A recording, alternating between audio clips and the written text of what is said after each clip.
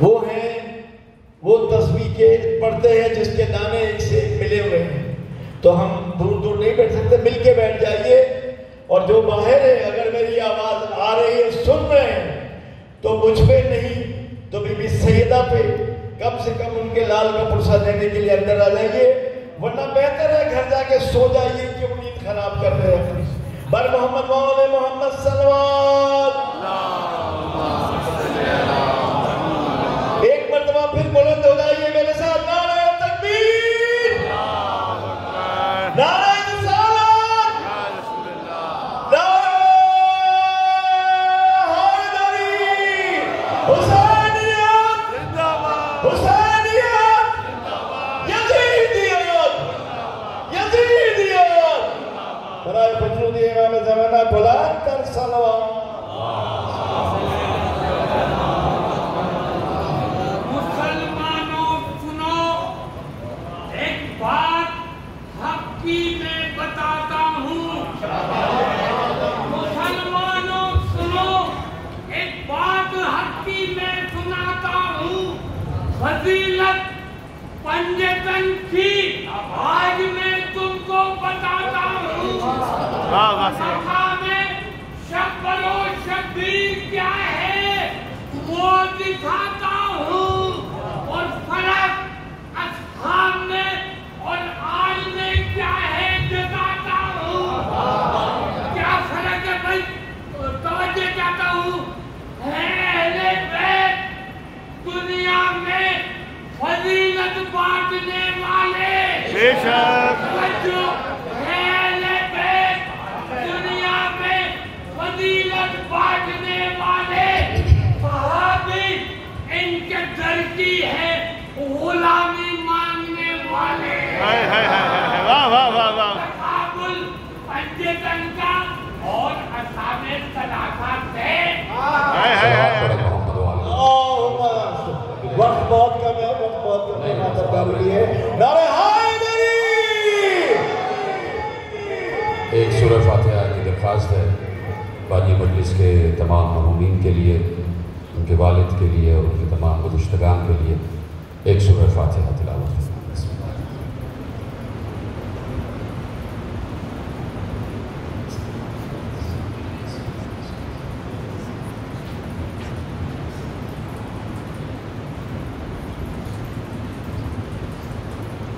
محمد مولا محمد صلوات.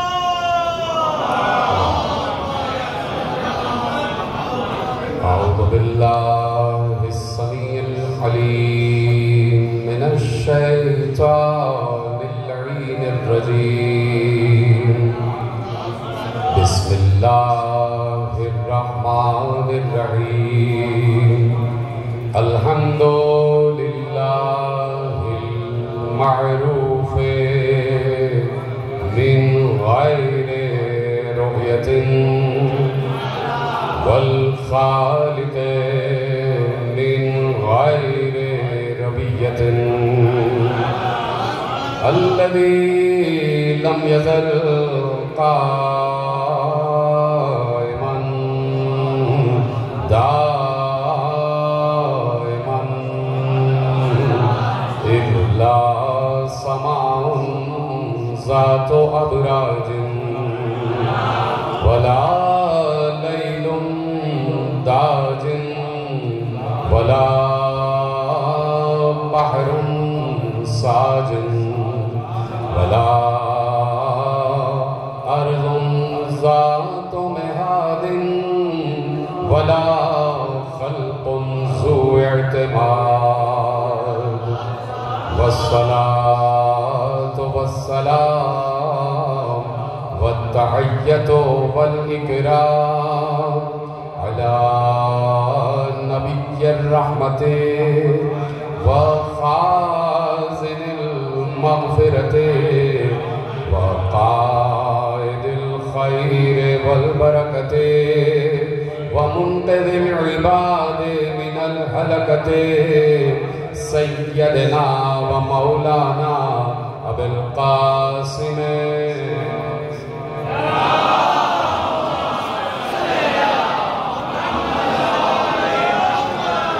وأهل بيته الطاهرين المعصومين المظلومين المنتخبين المنتجبين الذين أذهب الله عنهم الرجس وطهرهم تطهيرا.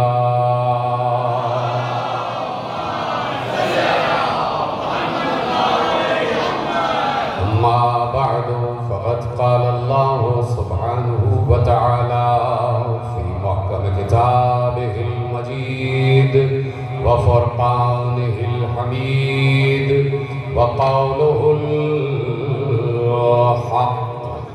بسم الله الرحمن الرحيم. قل هل يستوي الذين يعلمون والذين لا يعلمون إنما يتذكر أولو الألباب. صلوات على محمد.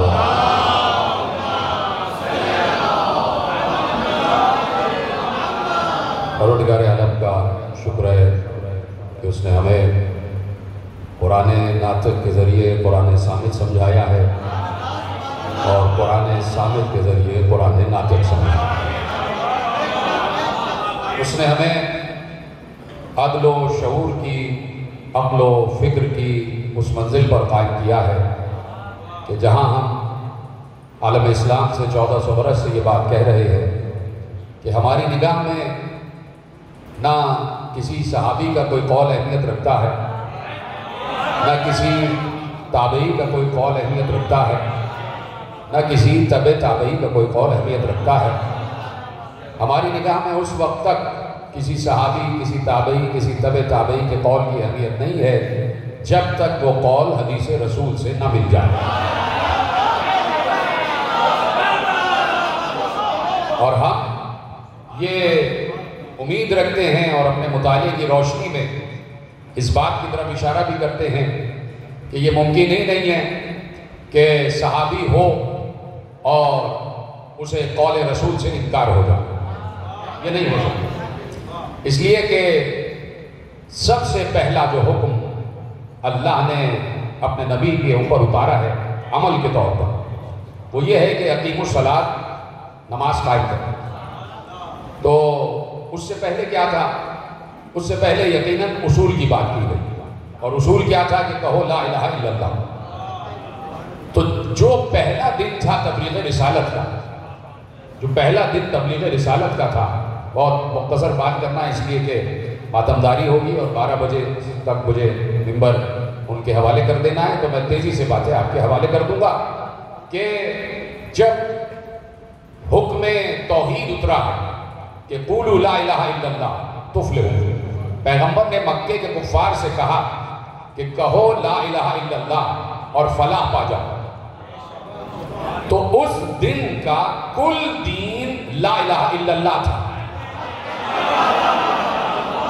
جتنے سلامت رہا اس دن کا، جس دن پیغمبر نے کہا قولوا لا الہ الا اللہ تفلحوا، مکے کے کفار سے کہا کہ کہو لا الہ الا اللہ اور پار لگ جاؤ، جنت تمہاری. تو اس دن کا کل دین لا الہ الا اللہ تھا. تو جس نے اس دن پیغمبر کے کہنے سے لا الہ الا اللہ کہہ دیا اور مر گیا، وہ جنت میں گیا. بھائی اس دن کا تو کل دین یہی تھا، آگے پیچھے کچھ بھی نہیں ہے. اس دن کا کل دین صرف یہ ہے کہ کہو لا الہ الا اللہ اور فلاح پا جاؤ. تو اب کوئی دل سے لا الہ الا اللہ کہہ کے مر جاتا اس دن تو وہ سیدھا جنت میں جاتا. تو اس سے نہ پوچھا جاتا کہ محمد رسول اللہ کہا تھا یا نہیں. اس کے بعد اس سے نہیں پوچھا جاتا کہ نماز پڑھی تھی یا نہیں، روزہ رکھا تھا یا نہیں. وہ پلٹ کے کہتا کہ بھائی یہ نماز کیا ہوتی، پلٹ کے فرشتوں سے کہہ دیتا یہ نماز کیا ہے، یہ روزہ کیا ہے، اس لیے کہ مجھے تو پتہ ہی نہیں. تو اس دن کا کل دین تھا لا الہ الا اللہ. سب نے کہہ دیا لا الہ الا اللہ. اب پیغمبر نے کہا کہ صرف لا الہ الا اللہ نہیں بلکہ میری رسالت کا اقرار بھی ضروری ہے. تو اب دین میں درجہ بدرجہ اضافہ ہونا شروع ہوا. صرف پہلے دن دین تھا لا الہ الا اللہ، اس کے بعد دین آگے بڑھا، محمد رسول اللہ تک آیا. اب اگر اس دن جب پیغمبر نے کہا کہ محمد رسول اللہ کہنا بھی واجب ہے، اس دن اگر کوئی صرف لا الہ الا اللہ کہہ کے مر جائے تو جہنم میں جائے گا.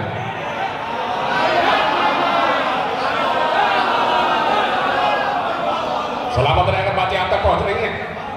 یہ بھی بڑی بات ہے کہ آپ حضرات اتنی بڑی آبادی میں، ہزاروں کی آبادی میں، یہ مختصر سے لوگ تشریف لے آئے ہیں اپنے چھٹے امام کا ذکر سننے. اپنے چھٹے امام، وہ جو گھروں میں بیٹھے ہیں ان کا بھی چھٹا امام ہے جس کا ذکر آپ سننے آئے ہیں. بہرحال وہ جانے ان کا ایمان جانے.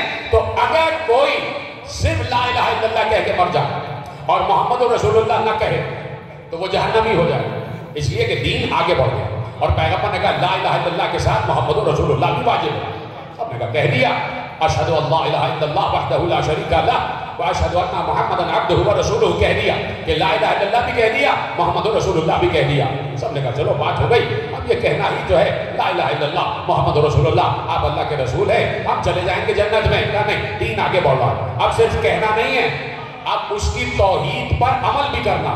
کہا کیسے عمل کرنا ہے؟ کہا نماز پڑھو. اقیموا الصلاۃ. اب نماز کا حکم آ گیا. نماز کا حکم آ گیا. سب نے کہا نماز پڑھنا ہے. کہا نماز پڑھنا ہے. تو اب نماز کا حکم آ گیا، سب نے نماز پڑھنا شروع کر دی. اب لا الہ الا اللہ اور محمد رسول اللہ اور نماز، یہ دین. یہ ہے دین. لا الہ الا اللہ محمد رسول اللہ اور اس کے ساتھ نماز، یہ ہے دین. کہا نہیں، اب دین اور آگے بڑھ رہا ہے، اب زمانہ اور آگے بڑھ رہا ہے. کہا نہیں بھائی، معاشرے کو بہت آگے بڑھانا ہے. صرف نماز ہی کافی نہیں ہے، اب زکوٰۃ بھی دینا. زکوٰۃ بھی دینا. عبادتوں میں اضافہ ہو رہا ہے. تو اب دین کتنا ہو گیا؟ لا الہ الا اللہ محمد رسول اللہ، نماز اور زکوٰۃ. اب اگر کوئی اس دن لا الہ الا اللہ محمد رسول اللہ کہہ کے مر جائے اور نماز کا منکر ہو اور زکوٰۃ کا منکر ہو، زکوٰۃ اور نماز کا منکر ہو جائے تو اس کا لا الہ الا اللہ محمد رسول اللہ کام نہیں آئے گا. نہیں، مجھے آپ کی آواز نہیں آئی. یہی تو ہے کہ اب گھر گھر میں دین جو ہے نا بڑھنے لگا ہے. ہر کوئی دین سمجھا رہا، ہر کوئی دین سمجھا رہا. اب آپ چپ ہو گئے. یہ اتنی مشکل بات نہیں ہے کہ اگر کوئی لا الہ الا اللہ کہہ رہا ہے محمد رسول اللہ تو کہہ رہا لیکن نماز کا اور زکوٰۃ کا انکار کر دے تو اس کا لا الہ الا اللہ محمد رسول اللہ کام نہیں آئے گا. یہ بات سمجھ میں نہیں آ رہی ہمارے بزرگان دین کو. یہ بات بزرگوں کی سمجھ میں نہیں آئی کہ اگر کوئی نماز کا منکر ہو، زکوٰۃ کا منکر ہو اور لا الہ الا اللہ محمد رسول اللہ کہہ رہا تو جنت اس کے لیے نہیں ہے، جہنم میں جائے گا. یعنی اسے اقرار توحید اور رسالت کام نہیں آئے گا. کوئی ہے جو اس سے انکار کر دے؟ کہا بھائی چلو نماز بھی پڑھ لیں گے، اس میں کیا ہے، اور زکوٰۃ بھی دے لیں گے، اس میں تو دونوں ہیں، لینا بھی ہے اور دینا بھی ہے. چلو یہ بھی کر لیں گے. چلو بھائی انہوں نے کہا دین یہی ہے لا الہ الا اللہ محمد رسول اللہ اور نماز اور زکوٰۃ. دین آگے بڑھتا گیا. دین آگے بڑھتے گئے تو پیغمبر نے کہا صرف یہی نہیں، جہاد بھی کرنا ہے. جہاد بھی کرنا ہے. اچھا جہاد بھی کرنا ہے. جہاد کی تو عادت تھی، وہ لفظ بدل گیا. لڑنے بھیڑنے کے تو عادی تھے، لڑائی جھگڑے کے تو عادی تھے اور سینکڑوں برس جھگڑے کرتے تھے. ایک قبیلہ دوسرے قبیلے سے جھگڑ رہا ہے تو جھگڑ رہا. اب وہ جو 3 نسلیں آگے بڑھ گئیں ان کو پتہ ہی نہیں کہ دادا کی لڑائی کس بات پہ شروع ہوئی تھی. انہوں نے کہا بھائی لڑنا ہے تو لڑنا، یہ نہیں پتا کس بات پہ لڑنا. یہی آج امت مسلمہ کا بھی مسئلہ ہو گیا. کہیں پر بھی جھگڑا ہو جائے پتہ نہیں ہوتا جھگڑے کی بنیاد کیا ہے، بس لڑے جاؤ. تو اب کہا کہ بھائی اب جہاد بھی کرنا. تو اب میں پوچھنا چاہتا ہوں کہ کوئی لا الہ الا اللہ محمد رسول اللہ اور نماز اور زکوٰۃ کا اقرار کر رہا ہو اور جہاد کا انکار کر دے تو یہ چاروں چیزیں اس کے کام نہیں آئیں گی. یہ چاروں چیزیں اس کے کام نہیں آئیں گی، اس لیے کہ کسی بھی ایک حکم کا انکار سب کا انکار قرار پائے. سب نے کہا چلو جہاد کرنے میں کیا ہے، لڑنا ہے، لڑتے رہیں گے. اسلام نے کہا اس کے لیے بھی لڑ لیں گے. چلی گئی بات، آگے بڑھتی گئی، دن آگے بڑھتے گئے، دین بھی آگے بڑھتا گیا. دین بھی آگے بڑھتا گیا. کہا کہ بھائی چلو یہی ہے کافی، اب کیا کر لیں، تو اس کے علاوہ تو کچھ ہے ہی نہیں. کہا نہیں بھائی بات یہ ہے کہ اب مدینے آ گئے ہجرت کر کے تو ذرا سا خالی پیٹ رہنا بھی سیکھو. ذرا سا روزہ بھی رکھو، روزہ رکھو. اور ہم نے روزے پچھلی اقوام پر بھی واجب کیے تھے. انہوں نے کہا چلو بھائی روزہ بھی رکھ لیتے ہیں، چلو یہی دین ہے. تو پیغمبر نے کہا ہاں بھائی جیسے جیسے دن آگے بڑھ رہا ہے دین بھی آگے بڑھ رہا ہے. تو میں آپ سے پوچھنا چاہتا ہوں کہ کوئی لا الہ الا اللہ محمد رسول اللہ نماز، زکوٰۃ اور جہاد کا تو اقرار کر رہا ہو اور روزے کا انکار کر دے، کیا اسے یہ 5 عبادتیں کام آئیں گی؟ اسے لا الہ الا اللہ بخشوا نہیں سکتا، اسے محمد رسول اللہ بخشوا نہیں سکتا. جو کسی بھی ایک حکم کا انکار کر دے، جو کسی بھی ایک حکم کا انکار کر دے اسے یہ چیزیں بخشوا نہیں سکتی، اس لیے کہ ہر حکم کو ماننا ہے۔ کہا بھائی روزہ بھی رکھ لیا، چلو بھائی روزہ بھی رکھ رہے ہیں، لا الہ الا اللہ بھی کہہ رہے ہیں، محمد رسول اللہ بھی کہہ رہے ہیں، نماز بھی پڑھ رہے ہیں، زکوٰۃ بھی دے رہے ہیں، جہاد بھی کر رہے ہیں، روزہ بھی رکھ لیا، اور اب قرآن پہ قرآن اترتا چلا جا رہا ہے۔ یہ ہے سورہ فاتحہ، یہ ہے سورہ بقرہ، حالانکہ ترتیب پہلے کچھ اور تھی، اللہ نے کسی اور ترتیب سے اتارا، اور ہمارے پاس کسی اور ترتیب سے موجود ہے۔ بہرحال جیسا ہے اللہ نے ہمیں بخش دیا قرآن، سورہ فاتحہ بھی اتر رہی ہے، سورہ بقرہ بھی اتر رہی ہے، سورہ نساء بھی اتر رہی ہے، سورہ آل عمران بھی اتر رہا ہے، سورہ مائدہ بھی اتر رہا ہے، سورہ انفال بھی اتر رہا ہے، سورہ توبہ بھی اتر رہا ہے، سورہ کوثر بھی اتر رہا ہے، سورہ اعلیٰ بھی اتر رہا ہے، سورہ زحا بھی اتر رہا ہے، سورہ لیل بھی اتر رہا ہے، سورہ قدر بھی اتر رہا ہے، سورہ فلق بھی اتر رہا ہے، سورہ ناس بھی اتر رہا ہے، سورہ توحید بھی اتر رہا ہے، سورہ کافرون بھی اتر رہا ہے، سورہ نصر بھی اتر رہا ہے، سورہ الاعلاف بھی اتر رہا ہے، سارے سورے اترتے گئے، سب لیتے گئے، ہاں بھائی یہ بھی سورہ، یہ بھی سورہ، اب یہ سورہ، اب یہ قرآن، اب یہ سورہ، اب یہ قرآن، قرآن بھی آگے بڑھ رہا ہے، دین بھی آگے بڑھتا ہے، بڑھتے بڑھتے بڑھتے بڑھتے ایک بار پیغمبر نے کہا میں جانے والا ہوں، سب نے کہا جانے والے، کہا بس اب ایک اور حکم رہ گیا، اب وہ کیا حکم ہے؟ کہا حج کرنا، کہا اچھا وہی جو ہم دور جاہلیت میں کرتے رہے، کہا ایسا نہیں، ہوش و حواس میں رہ کر، ہوش و حواس میں رہ کر اللہ کے گھر کا طواف کرنا، اللہ کو پہچان کر اس کے گھر کا طواف کرنا ہے، اسے حج البیت کہا جاتا ہے۔ کہا بھائی اب دین آگے بڑھ رہا ہے، اب حج بھی واجب ہو گیا، اب حج بھی واجب ہو گیا۔ اب میں عالم اسلام کے مولویوں سے پوچھنا چاہتا ہوں، کوئی لا الہ الا اللہ کہہ رہا ہو، محمد رسول اللہ کہہ رہا ہو، نماز کا اقرار کر رہا ہو، زکوٰۃ کا اقرار کر رہا ہو، جہاد کا اقرار کر رہا ہو، حج کا روزے کا اقرار کر رہا ہو، لیکن حج کا انکار کر دے، حج کا منکر ہو جائے کہ حج جیسی کوئی عبادت نہیں ہے، حج جیسا کوئی حکم نہیں اترا، تو کیا اسے پچھلی عبادتیں کام آئیں گی؟ بالکل نہیں، اسے لا الہ الا اللہ بھی نہیں بخشوائے گا، محمد رسول اللہ بھی نہیں بخشوائے گا، اسے نماز بھی نہیں بخشوائے گی، اسے روزہ بھی نہیں بخشوائے گا، اسے جہاد بھی نہیں بخشوائے گا، اسے زکوٰۃ بھی نہیں بخشوائے گی۔ کیوں؟ اس لیے کہ حج کا انکار کر دیا۔ کہا چلو بھائی حج بھی کر رہے تھے، پہلے برہنہ ہو کے کرتے تھے، اب کپڑے پہن کے کر لیں گے، اس میں کیا معاملہ ہے؟ حج کر لیا، طواف ہو گیا، طواف ہوا، پیغمبر نے تقصیر کی، اس سے پہلے پیغمبر نے طواف نساء کیا، اور اس کے بعد آب زمزم، اور یہ سارے معاملات طے ہو گئے، ساری نمازیں ادا ہو گئی، پیغمبر چلے، سب نے کہا بھائی واہ واہ سبحان اللہ، سارا دین مکمل ہو گیا، اللہ نے سارا دین نازل کر دیا، بس یہی ہے، اب تو یہ جانے والے ہیں، اب تو کچھ اور اترنا ہی نہیں ہے۔ اس میں کیا ہے؟ نماز بھی پڑھ لیں گے، روزہ بھی رکھ لیں گے، حج بھی کر لیں گے، زکوٰۃ بھی دے لیں گے، جہاد بھی کر لیں گے، لا الہ الا اللہ بھی کہہ لیں گے، محمد رسول اللہ، سب نے کہا تو یہ جا رہے ہیں، دے دیا دین۔ ایک بار پیغمبر نے کہا آگے نہ بڑھنا، غدیر پر رک جاؤ۔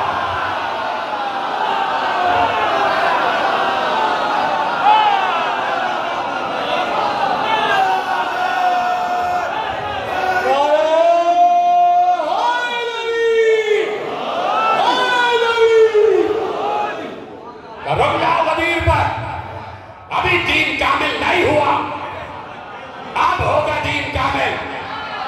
جاؤ کہیں سے بھی کوئی بھولی بھٹکی روایت لا کے دکھاؤ، بیٹھے ہیں 1400 برس سے اسی فرش ادا پر، ہم بھاگنے والوں میں نہیں ہیں، اور قیامت تک اسی فرش ادا پہ بیٹھے رہیں گے، انتظار کر رہے ہیں۔ کوئی بھولی بھٹکی روایت لاؤ، کوئی گڑھی ہوئی روایت لاؤ، کوئی موضوع روایت لاؤ، کوئی شاذ روایت لاؤ کہ کہیں یہ لکھا ہو کہ جب لا الہ الا اللہ کا حکم آیا تھا تو اللہ نے کہا تھا الیوم اکملت لکم دینکم واتممت علیکم۔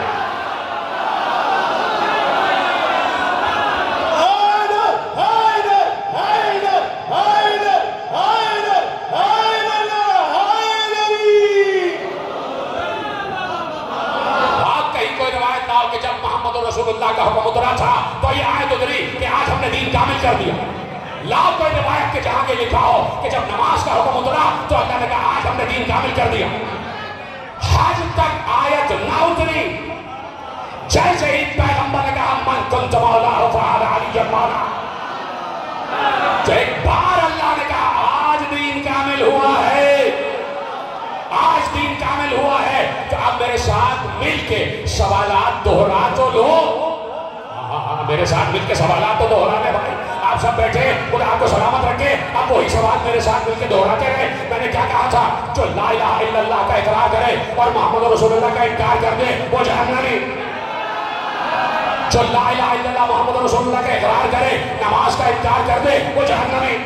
جو نماز کا اقرار کرے اور روزے کا انکار کر دے وہ جہنمی. جو روزے کا اقرار کرے اور جہاد کا انکار کر دے وہ جہنمی. جو جہاد کا اقرار کرے اور زکات کا انکار کر دے وہ جہنمی. جو زکات کا اقرار کرے اور حج کا انکار کر دے وہ جہنمی. کیوں؟ اس لیے کہ لا الہ الا اللہ سے لے کے حج تک ہر حکم اللہ کا حکم ہے. تو بھائی من کنت مولا بھی اللہ کا مشورہ نہیں ہے، اللہ کا حکم ہے.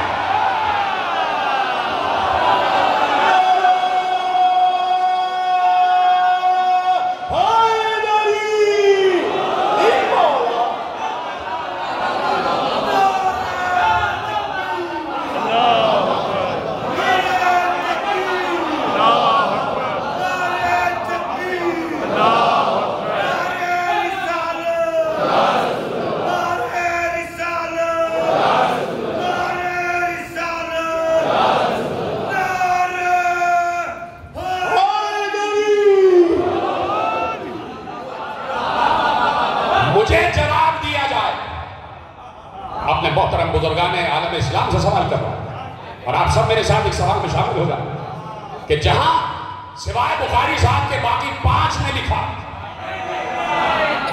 صحاح خمسہ میں لکھا کہ پیغمبر نے کہا من کنت مولا فہذا علی مولا. وسیم بھائی اوپر تشریف لے آئیے، اوپر تشریف لے آئیے. توجہ ہے بھائی، صحاح ستہ ہے نا، 6 صحیح کتابیں، ان میں سے 5 صحیح کتابوں میں لکھا ہے من کنت مولا. پیغمبر نے کہا کہ میں جس کا مولا ہوں اس کا علی مولا. کس نے کہا؟ یہ اسی زبان نے کہا جس زبان نے کہا نماز واجب ہے، جس زبان نے کہا روزہ واجب ہے. میں عالم اسلام سے سوال پوچھ رہا ہوں، عرض کر رہے ہیں، ہم عرض کر رہے ہیں کہ بھائی پیغمبر نے جب من کنت مولا فہذا علی مولا کہہ دیا تو اب اقرار ولایت ویسے ہی واجب ہے جیسے اقرار توحید اور رسالت. یہ ہے ہمارا دین، یہ ہے ہمارا اصول. یہ بات یاد رکھیے گا، اصول اور فروع. آپ کہتے ہیں 5 اصول دین ہیں اور 10 فروع دین ہیں، یہ کسی بھی امام سے ثابت نہیں. 5 اصول دین اور 10 فروع دین کہیں پر نہیں لکھا، صرف 5 اصول اور فروع لکھے جو پیغمبر کی حدیث ہے.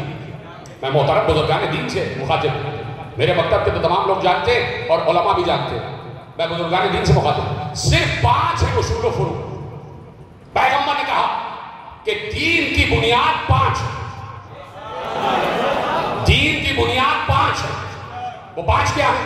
نماز، روزہ، نماز، زکات، روزہ، حج اور ولایت علی.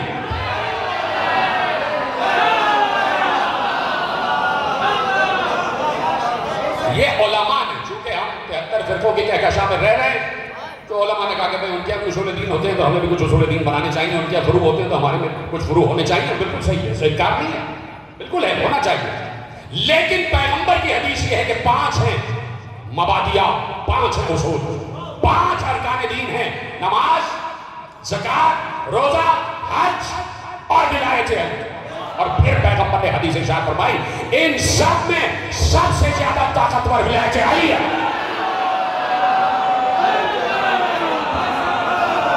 یہ میرے مکتب کی روایت ہے. یہ از کلینی تا خمینی سب نے لکھا، از کلینی تا خمینی سب نے لکھا. جا کے پڑھیں جا کے کہ لکھا ہوا میرے مکتب کے ہر عالم نے اس حدیث کو لکھا ہے اور میرے ہر امام نے اس حدیث کو دہرایا کہ نماز، زکات، روزہ، حج اور ولایت علی.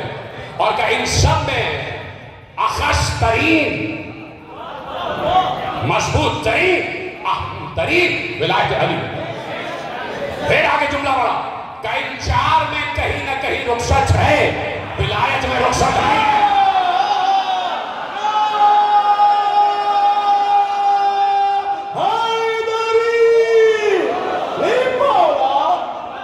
ولایت میں رخصت نہیں.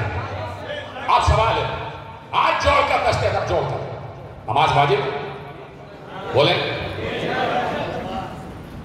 زکوٰۃ واجب، روزہ واجب، حج واجب ہے، ولایت علی مستحب۔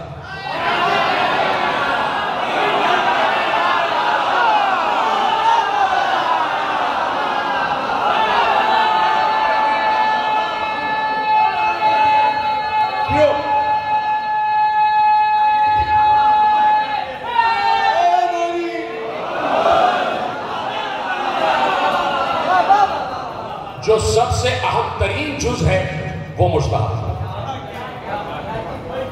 سبحان اللہ۔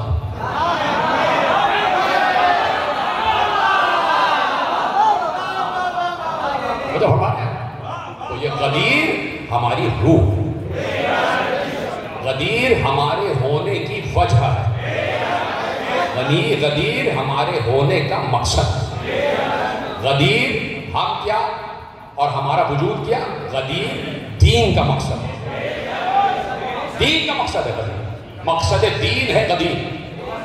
اور یہ بات بھی علماء عالم اسلام کی بات کر رہا ہوں، اس کو نوٹ کریں کہ کہیں پر بھی پیغمبر، دیکھیں قرآن تو ہمارے پاس موجود ہے، 6666 آیتیں موجود ہیں، کہ کہیں پر بھی یقیناً قرآن ایک پورا نظریہ حیات ہے، ایک اسٹریٹجی ہے، ایک لائحہ عمل ہے، قانون ہے، برہان ہے، آئین ہے، قرآن ہے نا۔ اچھا ایک تو میں یہ بات پوچھنا چاہتا ہوں، جب قرآن جیسی آئین کی کتاب موجود ہے تو یہ 73 میں آئین کیوں بنایا گیا؟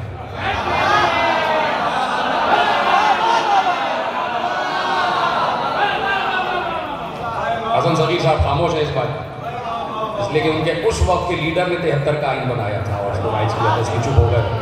توجہ فرمائیں بھائی، جب قرآن جیسا آئین موجود ہے، قرآن جیسا قانون موجود ہے، تو یہ آئین پاکستان 73 میں کیوں بنا؟ کیا 73 میں قرآن نازل ہوا تھا؟ 73 میں قرآن نازل ہوا تھا؟ سوال کیجئے گا کہ قرآن ہمارے ملک کا آئین کیوں نہیں ہے؟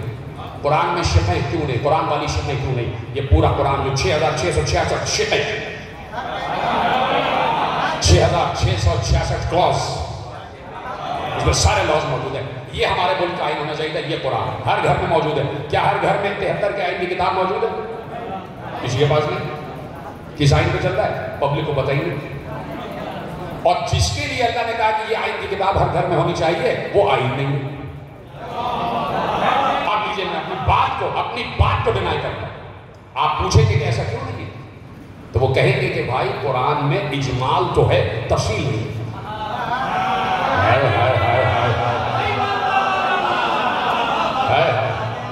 ناپ تول کا اعشاری نظام، taxes, civil rights, human rights, عدل کی شقیں، یہ تمام چیزیں جو کچھ بھی ہے جو آئین میں آتا ہے، کبھی قرآن نے اجمالاً تو بات کی ہے، تفصیلاً بہت کم بات کی ہے۔